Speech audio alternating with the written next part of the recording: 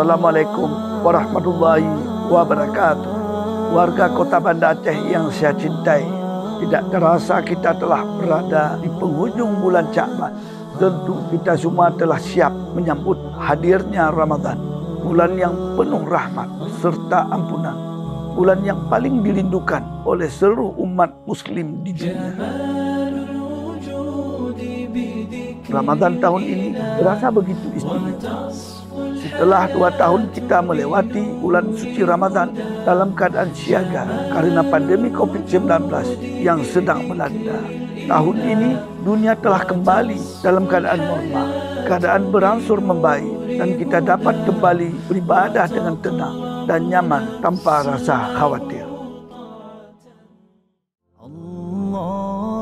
Untuk itu, mari kita memanfaatkan momentum bulan suci Ramadan ini dengan sebaik-baiknya.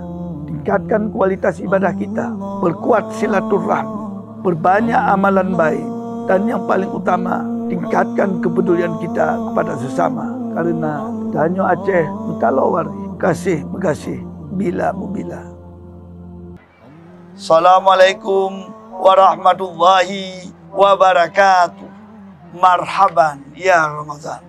Saya Bakri Siddiq, pejabat Wali Kota Banda Aceh, atas nama pribadi, keluarga, dan seluruh jajaran pemerintah Kota Banda Aceh mengucapkan selamat menyambut bulan suci Ramadan 1444 Hijriah. Semoga kita semua diberi kekuatan serta kemampuan untuk dapat menjalankan ibadah puasa pada tahun ini.